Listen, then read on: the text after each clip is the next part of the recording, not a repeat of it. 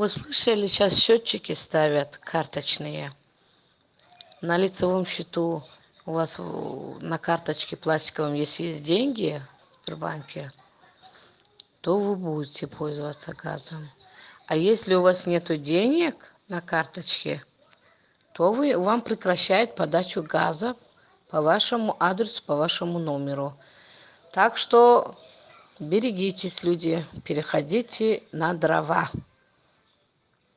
Вот так вот будете платить за все сейчас через карточку. Будем жить через карточку, кушать через карточку, все через карточку будем делать.